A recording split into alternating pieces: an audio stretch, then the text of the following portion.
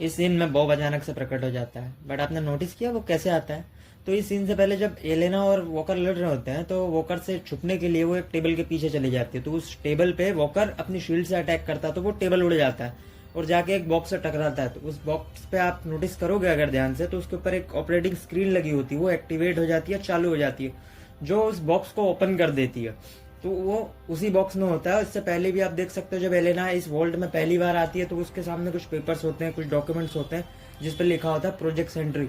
तो वो पहले से यहाँ पे था, उसके ऊपर एक्सपेरिमेंट हो रहा था, इसकी हिंट हमें पहले ही मिल जाती है कि वो बंदा भी यहाँ पे होगा, इसीलिए वो अचानक से प्रकट हो जाता है। कैसी लगी डिटेल? इस सीन में जब एलेक्सी इन तीनों को बचा रहा होता है, मतलब गोस्ट को, येलेना को और वॉकर को, तो उनके पीछे एक 3 गाड़ियां लगी होती है जो वैलेंटीना की होती है, उन्हें पकड़ने के लिए आ रही होती है। तो एक गाड़ी अचानक से ब्लास्ट हो जाती है, फिर दूसरी फ्रेम में हमें दिखाया जाता है एक डिस्क एक्सप्लोजर आता है और वो गाड़ी से चिपक जाता है और दूसरी गाड़ी भी उड़ जाती है। वेल ये हिंट थी बकी की कि वो आ चुका है और ये गाड़ियां उड़ा रहा है, और लास्ट में वो इन लोगों की गाड़ी पे भी लगा देता है। वेल आपने अगर कैप्टन अमेरिका विंटर सोल्जर देखी हो तो आपको याद होगा कि सेम इसी तरीके से वो निक फ्यूरी की कार को भी उड़ाता है इसी डिस्क एक्सप्लोजर से। तो ये captain America and the winter soldier का रेफरेंस था। इस सीन में जब इम्पीचमेंट कमेटी चल रही होती है तो आप बकी के ब्लेजर पे एक बैच नोटिस कर सकते हो और मिस्टर गेरी के ब्लेजर पे भी एक बैच नोटिस कर सकते हो। बाकी जितने मेंबर होते हैं उनके सबके ब्लेजर पे वो बैच होता है। वेल ये बैच है the great seal of United state, जो अमेरिकी गवर्नमेंट का है। तो आप किसी अमेरिकी गवर्नमेंट की कमेटी में जाओगे या किसी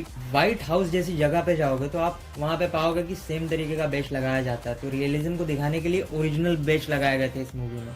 इस सीन में वैलेंटीना मेल से कहती है कि मेरे खिलाफ जितने भी एविडेंस है सारे के सारे क्रैश करवा दो, एक सबूत भी नहीं मिलना चाहिए, तिनका भी नहीं मिलना चाहिए, वरना मैं फंस सकती हूँ। तो मेल कहती है कि एक एजेंट ने कोलालंपर सिटी में पूरा का पूरा लैब उड़ा दिया है। वेल कोलालंपर सिटी मलेशिया में आती है और जब एलेना अपना पहला मिशन करने जाती है तो आप वहाँ पे नोटिस कर सकते हो कि कुछ मलेशियाई लैंग्वेज में नोटिस बोर्ड लगे होते हैं, तो ये मलेशिया होता है। इस मूवी में सेंट्री से पहले वॉइड को स्टैब्लिश कर दिया जाता है। वेल जब मूवी स्टार्ट होती है और पहले मिशन पे ये लेना जाती है तो वहाँ पे आप कुछ परछाइयां नोटिस कर सकते हो, वो वॉइड का सिंबोलिज्म है। उसके बाद जब वोल्ट में से तीनों भाग रहे होते हैं, मतलब बॉब, वॉकर और ये लेना, और ब्लास्ट होने के बाद वो बाहर गिरते हैं तो ये लेना के हाथ में बॉब का हाथ आ जाता है, तो वो उसका नाइटमेयर देखती है जो उसका वॉइड होता है। फिर उसके बाद वॉल्टर भी देखता है, मतलब वॉकर भी देखता है, और उसके बाद वैलेंटीना भी देखती है। तो वॉइड सेंट्री से पहले दिखाया जा चुका है इस मूवी में। इस सीन में जब रेड गार्डियन को इंट्रोड्यूस किया जाता है, मतलब एलेक्सी को इंट्रोड्यूस किया जाता है, तो उसकी कार पे आप नोटिस कर सकते हो उस पर लिखा हुआ है red guardian limo service protecting you from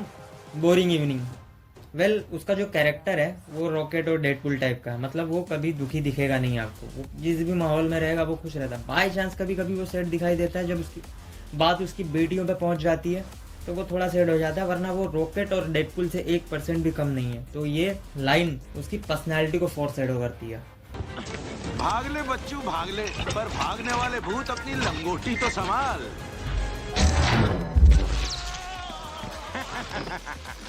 तड़प इंसानी कीड़े, उसे कोई नहीं डरा सकता किसी मंजर से, क्योंकि वो पिछवाड़ा भी खुजाता है खंजर से।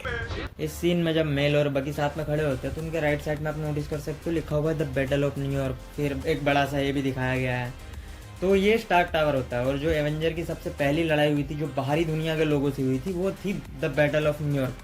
तो ये द एवेंजर का रेफरेंस था। आप देख सकते हो वहाँ पे चित्तूरी की हथकड़ियां भी रखी हुई हैं। इस सीन में जब वॉइड से सारे के सारे थंडरबोल्ट्स वापस आते हैं तो वैलेंटीना एक क्रेन के पास खड़ी होती है जिसके ऊपर कपड़ा लगा होता है, तो वो जब उसे मारने के लिए आगे बढ़ते हैं तो वो कपड़ा हटा के उधर साइड पे चली जाती है। तो वहाँ पे आप नोटिस कर सकते हो बहुत सारी प्रेस अचानक से प्रकट हो जाती है।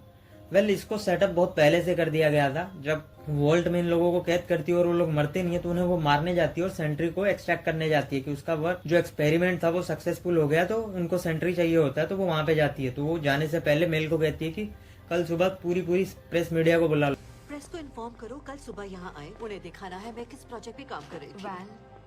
तो फिर उसके बाद जब स्टार्क टावर में सेंट्री से सारे थंडरबोल्ट लड़ रहे होते हैं तब उनको मारने के बाद भी वो कहती है कि प्रेस थोड़ी देर में आने वाली है। तो इस चीज का हिंट हमें बहुत पहले से मिल गया था। इस सीन में जब सेंट्री सारे थंडरबोल्ट को रगड़ रहा होता है तो आपने एक चीज नोटिस की, उसका फाइटिंग स्टाइल ऐसा नहीं लग रहा था किसी और मूवी से इंस्पायर है या फिर कुछ और।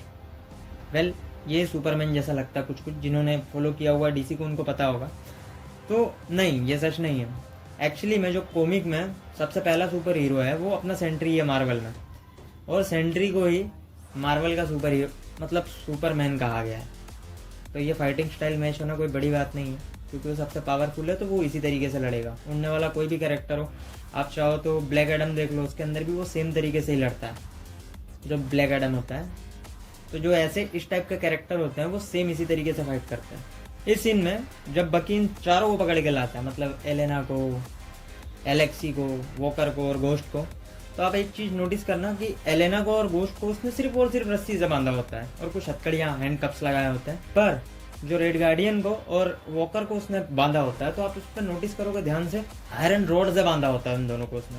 क्यों पता है? क्योंकि वो दोनों एक सुपर सोल्जर है, उन्होंने दोनों ने सुपर सीरम ले रखी है। हाँ, जो रेड गार्डियन है वो रशिया का कैप्टन अमेरिका है, मतलब उसे भी सुपर सोल्जर सीरम दी गई थी, और ये भी अमेरिका का कैप्टन अमेरिका था, 2 सेकंड के लिए था, पर इसे भी सोल्जर सीरम दे रखी है। तो दोनों की स्ट्रेंथ बहुत ही ज्यादा है, इसलिए उन दोनों को आयरन रोड से बांधा हुआ था। इस सीन में ये मुर्गे के कपड़े पहने हुआ बंदा एलेक्सी को मारता है, मतलब ये चिकन के कॉस्ट्यूम पहने हुआ बंदा एलेक्सी को मारता है, तो वो बॉब से कहता है कि अगर तुमने मुझे दोबारा मारा तो मैं तुम्हें छोड़ूंगा नहीं। वेल, ये उसी सीन का रेफरेंस था जब स्टार्टिंग में सब अपनी दुबरी दास्तान सुना रहे होते हैं, तो बॉब कहता है कि मैं चिकन के कपड़े पहन के पार्ट टाइम जॉब करता था क्योंकि मुझे नशे की आदत लग गई थी। लैब में बड़ी हुई।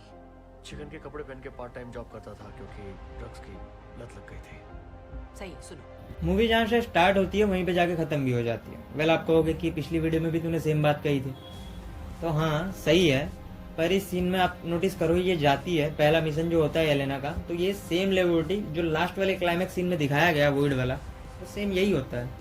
तो ये भी अच्छी डिटेल है ना भाई, इसके लिए तो लाइक कर देना आप लोग प्लीज। मूवी जब एंड होती है तो क्रेडिट्स में आप कुछ न्यूज आर्टिकल्स देख सकते हो जिसमें लिखा हुआ थी होप और जोक, मतलब कुछ लोगों को पसंद नहीं आ रहे नए एवेंजर और कुछ लोगों को पसंद भी आ रहे हैं। तो ये सेम रियल ऑडियंस जो है मार्वल की, उनके साथ भी सेम है। तो ये मेटाफोर उन्होंने पहले से ही डाल दिया था क्योंकि उनको पता था ये नए एवेंजर डाल रखे हैं जो पहले किलर्स हुआ करते थे और अचानक से नए एवेंजर बन गए दुनिया को बचाने वाले, ऐसा वैसा। तो हो सकता है कि लोगों को पसंद ना आए, इसलिए पहले से उन लोगों ने मेटाफोर डाल रखा। तो ये मुझे सही लगा इनका डिसीजन। बाकी आज की वीडियो में इतना ही। आपको अगर वीडियो पसंद आई, वीडियो को लाइक करें, चैनल को सब्सक्राइब करें और वीडियो को शेयर करें प्लीज़। ऐसी वीडियो और भी आएंगी मेरे चैनल पे, तो प्लीज़ सब्सक्राइब करना। Thank you for watching guys.